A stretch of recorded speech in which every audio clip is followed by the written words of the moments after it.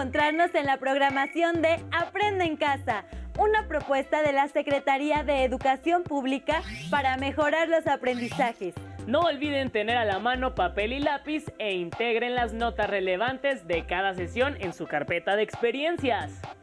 Esta sesión titulada ¿Cómo se coordinan las funciones de mi cuerpo? Se dirige a estudiantes de primer grado en las asignaturas de Ciencias y Tecnología, Biología. Entremos en materia. Aprenderemos cuál es la función coordinadora del sistema nervioso de nuestro cuerpo ante diversos estímulos. Como saben, una característica de los seres vivos es la capacidad de responder a los estímulos o cambios que ocurren en el medio ambiente. En nuestro caso, como especie humana, contamos con un sistema que controla todas las actividades de las diversas partes del organismo. ¿Qué órganos forman parte del sistema nervioso? ¿Cómo está conformado? ¿Cuáles son sus funciones? Integren las respuestas en su carpeta de experiencias. Hagamos un viaje al interior del cuerpo humano para conocer un poco más de este sistema. Veamos el siguiente video.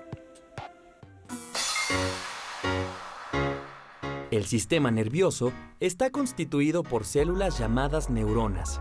Las neuronas se caracterizan por su capacidad para comunicarse con otras células, ya sean nerviosas, musculares o glandulares, y se especializan en conducir señales eléctricas denominadas impulsos nerviosos, que les permiten transmitir o recibir información. Las neuronas forman el cerebro, el órgano más importante del sistema nervioso, y también forman el tejido nervioso que se encuentra repartido por todo nuestro cuerpo. Los seres humanos tenemos un promedio de 100.000 millones de neuronas. ¿Te imaginas? El sistema nervioso se divide en dos partes, el sistema nervioso central y el sistema nervioso periférico.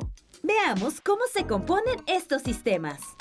El sistema nervioso central está formado por el encéfalo y la médula espinal. A su vez, el encéfalo está envuelto en tres membranas. Se encuentra en la cavidad craneal y está formado principalmente por el cerebro, el cerebelo, el tálamo, el bulbo raquídeo y algunas glándulas, como la hipófisis o la pituitaria.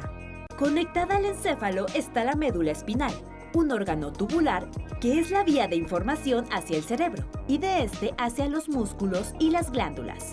Ahora bien, el sistema nervioso periférico está formado por dos tipos de nervios. Los nervios craneales, que se localizan en la cabeza y controlan sus funciones y las del cuello. Y los nervios espinales, que están ramificados en pares por las vértebras de la columna vertebral y que conducen la información del cerebro a las demás partes del cuerpo.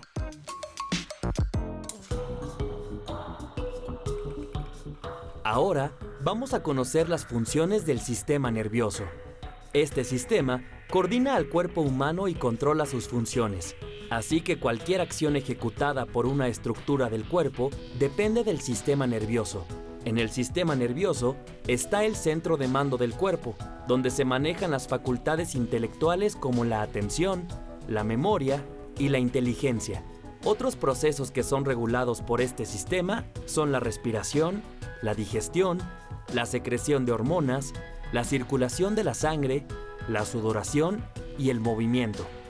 El sistema nervioso también percibe estímulos externos a través de los receptores del cuerpo, como los ojos, la nariz, la lengua, los oídos y la piel.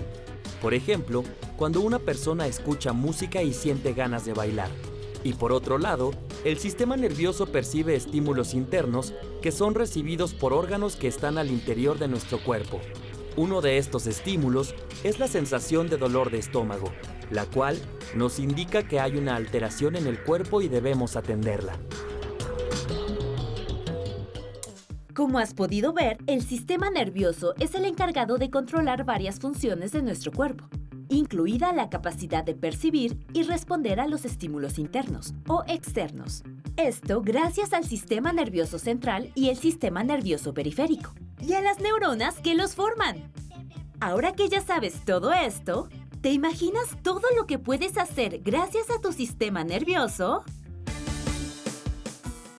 Como pudieron darse cuenta, los principales órganos que conforman el sistema nervioso y sus funciones son, entre otros, el cerebro, el cerebelo, el bulbo raquídeo y algunas glándulas forman parte del sistema nervioso central. El cerebro recibe, ordena y da respuesta a todos los estímulos captados por los órganos de los sentidos. Las células nerviosas, llamadas neuronas, se comunican entre sí y transmiten los estímulos que recibimos mediante ojos, nariz, lengua, oídos y piel. En el siguiente audiovisual veremos cuando los estímulos pueden causar dolor. En nuestro cuerpo existen diversos tipos de receptores que perciben los estímulos, pero por el momento nos enfocaremos en los nociceptores, que están en las terminaciones nerviosas de tejidos externos como la piel y la mucosa, y de tejidos internos como los músculos, el intestino o la vejiga, y cuya función es responder a estímulos por lesión de los tejidos. A su vez, estos nociceptores también se dividen en diferentes tipos, como los que responden a estímulos térmicos con temperaturas mayores de 42 grados centígrados o menores de 5. Los denominados sensoriales, que perciben los contactos ligeros como los roces y las vibraciones superficiales. Los mecánicos, generados por variaciones de presión en la piel como cortes o golpes. Y los químicos, que responden a cambios provocados por diversas sustancias. Así que los nociceptores, como otras partes del sistema nervioso, nos protegen de situaciones que ponen en peligro nuestro cuerpo o una parte de este, debido a que el dolor nos advierte de la presencia de estímulos dañinos que debemos evitar. Ahora, veamos cómo se genera el dolor cuando nos golpeamos. Cuando ocurre un daño en nuestro cuerpo, por ejemplo, un golpe en un brazo, los nociceptores responden por la estimulación directa de los tejidos o por las sustancias liberadas durante el golpe. Esta respuesta se conoce como nocicepción y consiste en emitir sensaciones de dolor que primero viajan hacia la médula espinal. De ahí, se envía una sustancia química llamada neurotransmisor, mediante la vía nerviosa ascendente hasta la corteza cerebral, el tálamo y otras regiones del cerebro. Entonces, el cerebro responde al estímulo provocando dolor en la parte afectada, como una respuesta de protección a los tejidos. Es importante mencionar que, aunque no lo percibimos, antes de que se genere el dolor, muchas veces realizamos primero una respuesta de retirada involuntaria de la parte afectada. Has de saber que la intensidad del dolor no está directamente relacionada con la cantidad de daño en el tejido, sino con el examen que hace el sistema nervioso central a partir de las señales que recibe y la suma de la memoria, los procesos de razonamiento y las emociones. Entonces, el cerebro genera un determinado grado de dolor. En conclusión, el recorrido para la generación del dolor inicia en los nociceptores, que captan la sensación de dolor a través de diferentes estímulos. Los estímulos viajan por fibras nerviosas del sistema nervioso periférico hasta la médula, para generar una respuesta mecánica involuntaria en la parte afectada. Y después llegan al cerebro, que es donde se manifiesta una cierta cantidad de dolor, dependiendo de aspectos como las señales que recibe, la memoria, los procesos de razonamiento y las emociones. Dentro de nuestro cuerpo existen distintos receptores que participan con el sistema nervioso y nos ayudan a conocer e interactuar con el medio que nos rodea. ¿Sabes cuáles receptores nos ayudan a percibir los sabores? ¿Qué les llamó más la atención acerca de lo que ocurre en el organismo cuando nos lesionamos? Es interesante saber que en nuestro cuerpo existen receptores especializados que nos permiten responder a distintos estímulos causantes de daño. Ya que nos advierten de peligros, nuestro sistema nervioso es verdaderamente genial, ¿no lo creen? También es sorprendente la rapidez de respuestas que se producen de manera instantánea y que nos protegen de daños mayores. Veamos un poco más de las respuestas mecánicas, involuntarias o reflejas. La respuesta involuntaria del organismo ante un estímulo determinado, como la sensación de calor, se denomina acto reflejo, el cual se realiza mediante el arco reflejo, que comprende la vía nerviosa que recorren los impulsos generados durante el estímulo. Cabe resaltar que el arco reflejo es automático e involuntario, debido a que se produce una reacción que no es controlada por la conciencia, pues no interviene el cerebro. ¿Quieres saber cómo sucede este proceso? Veamos un ejemplo. Los receptores de la mano perciben un estímulo del medio externo, en este caso, la sensación de calor de un objeto. Has de saber que dichos receptores están constituidos por células o grupos de células que se encuentran en la piel y en los órganos de los sentidos. Cuando los receptores perciben el estímulo, los nervios eferentes del brazo llevan esa información hasta la médula espinal, que se ubica en el sistema nervioso central. Y en la médula se elabora una respuesta al impulso nervioso. Luego, dicha respuesta se transmite a través de nervios motores hasta los músculos de la mano, lo que provoca que la mano se retire del objeto caliente. Los actos reflejos se producen con mucha frecuencia en nuestra vida diaria. Algunos inician cuando nacemos, como pegarnos al seno de nuestra madre y succionar la leche, mientras que otros los adquirimos como resultado de nuestra experiencia. Por ejemplo, alejarnos del fuego o de alguna sustancia peligrosa antes de sentir dolor. En conclusión, cuando tocamos algo muy caliente, retiramos la mano rápidamente porque nuestro sistema nervioso tiene la capacidad de responder a los estímulos a través del arco y del acto reflejo. El arco reflejo es el conjunto de estructuras que intervienen en un reflejo, mientras que el acto reflejo es la respuesta involuntaria que se produce ante estímulos determinados. Ahora que sabes todo esto, ¿en cuáles situaciones de la vida diaria se activa un acto reflejo? Una de las múltiples funciones del sistema nervioso es el movimiento, y para llevar a cabo esta tarea, nuestro sistema tiene una conexión estrecha con los músculos. Es claro en el ejemplo que vimos del arco reflejo, en el cual interviene el receptor, ubicado en la piel, el músculo y la médula espinal. ¡Qué interesante! Ustedes, alumnas y alumnos, ¿qué han aprendido en esta sesión? ¿Ya lo pensaron?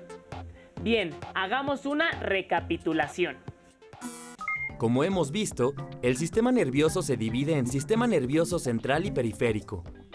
El sistema nervioso central está formado por el encéfalo y la médula espinal, mientras que el sistema nervioso periférico integra los nervios craneales y los de la columna vertebral. Y todo este sistema está formado por neuronas interconectadas que transmiten impulsos nerviosos. El sistema nervioso realiza diversas funciones para controlar el cuerpo, relacionarnos con el medio ambiente y protegernos de situaciones dañinas. Entre dichas funciones está el arco y el acto reflejo. El arco reflejo comprende la vía nerviosa que recorren los impulsos nerviosos, generados durante el estímulo. Por ejemplo, cuando sentimos el calor de un objeto. Déjame explicarte. El receptor recibe el estímulo. El impulso nervioso viaja por el nervio aferente hasta la médula espinal. Y la respuesta regresa por el nervio eferente hasta el músculo para que ocurra el acto reflejo. El acto reflejo es el movimiento automático e involuntario que realiza la parte afectada, sin pensar. Cabe resaltar que el cerebro no participa en estas acciones, pero recibe información sobre la sensación de calor mientras ocurre el reflejo. Cuando sufrimos una lesión, también participan los receptores del dolor llamados nociceptores. Estos perciben el daño que ha ocurrido en el tejido y emiten impulsos nerviosos hasta la médula espinal, para que ocurra el arco y el acto reflejo. De ahí, los neurotransmisores llevan la información hasta el cerebro, y este registra tanto lo que ocurrió como el lugar donde se produjo el dolor. Además de transmitir la información de los estímulos, los neurotransmisores intervienen en procesos específicos. Por ejemplo, la serotonina participa en la sensación hambre-saciedad, la cual se genera en el intestino y en el cerebro por el consumo de ciertos alimentos. Esta sustancia actúa en el hipotálamo para indicar que existe sensación de hambre o de saciedad. Para recapitular, es importante mencionar que el sistema nervioso tiene diversas funciones y que nos permiten sentir, por ejemplo, calor o dolor. Entre dichas funciones está la recepción de estímulos, transferidos a través de impulsos nerviosos que viajan por las neuronas, o bien por los neurotransmisores que llevan información hasta la médula espinal, el cerebro o el hipotálamo. ¿Qué otras funciones del sistema nervioso conoces? Seguramente, con lo que hemos revisado, pudieron completar sus notas y reflexiones. Ahora los invitamos a aplicar lo aprendido, así que registren las siguientes actividades en su carpeta de experiencias. Detecten cómo responden ustedes y su familia ante determinados estímulos externos. Por ejemplo, vean cuál es la respuesta de la pupila ante cambios en la intensidad de la luz o de la piel cuando baja mucho la temperatura.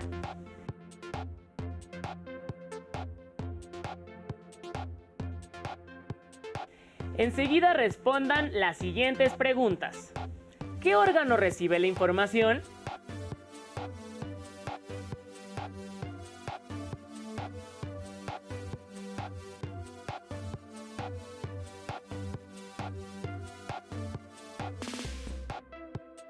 ¿Cómo es la respuesta al estímulo?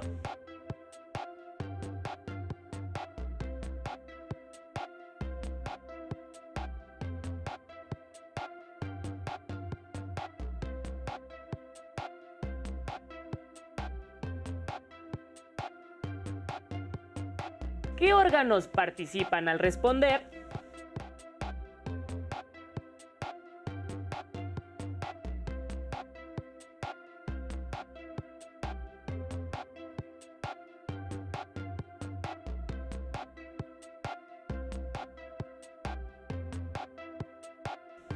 Si desean profundizar más sobre este apasionante tema del sistema nervioso en el funcionamiento del cuerpo, les recomendamos consultar el libro Este cuerpo es humano, de Graça Toro y José Luis Cano, serie libros del Rincón de Bibliotecas Escolares y de Aula. Estamos a punto de terminar la sesión. Recuerden estudiar en compañía de su familia, platicar sobre todo lo aprendido y planear las siguientes dudas que puedan surgir. No olviden fomentar su creatividad. Piensen qué dinámicas podrían hacer o compartan anécdotas y experiencias. Nos dio mucho gusto acompañarlos en esta sesión de Aprende en Casa. Los esperamos en la próxima emisión. ¡Hasta pronto!